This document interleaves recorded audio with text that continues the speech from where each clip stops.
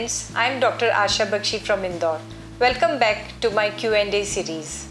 My today's question is to Dr. Sudhir Shah. Dr. Sudhir Shah is the senior gynecologist from Rajkot. He has also been assistant professor at Vadodara. He has keen interest in vaginal hysterectomy and has performed almost 3000 NDVH.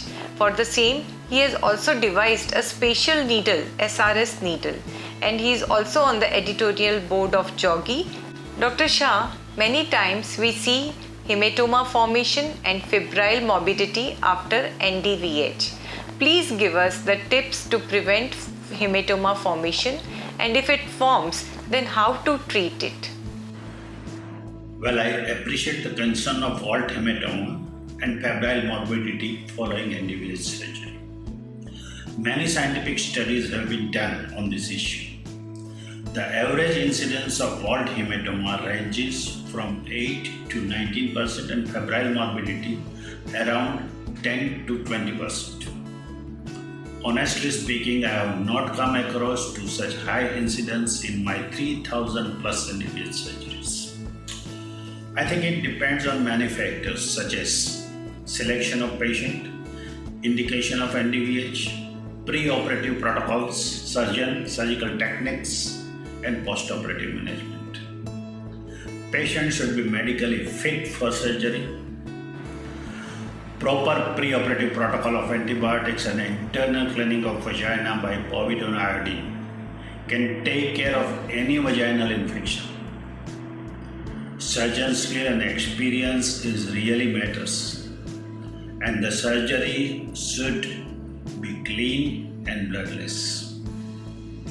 Now, understanding the formation of vault hematoma really helps in knowing the steps to prevent it.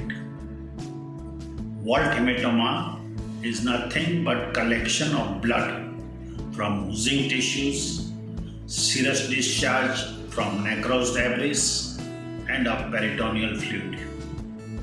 It can be from the end of pedicles, peritoneal edges, or bleeding from the vaginal edges.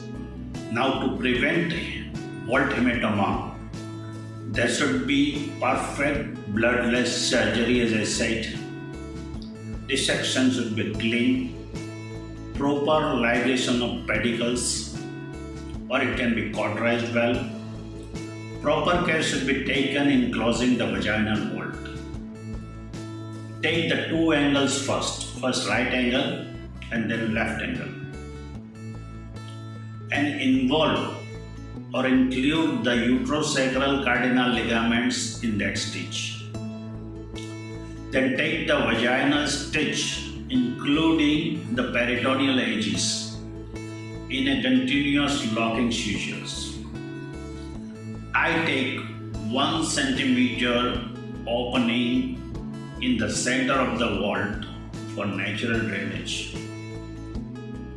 After that, do tight vaginal packing. Next day, after 24 hours, remove the pack and widen the central opening by the artery forceps for the drainage of any collection at vault. These precautionary measures reduces the incidence of vaginal vault and even febrile morbidity. Now, the question is how to manage if at all the vault hematoma is formed. It ranges from small to large depending on its size, from less or more than 5 centimeters. Site can be posterior in pouch of Douglas or on the top of the vault or at the subvesical area. Small hematoma can be managed conservatively by antibiotics, antifibrinolytic agents like tranexamic acid, proper nutrition, proper hygiene, and by improving the immunity of the patients. It resolves in 7 to 10 days.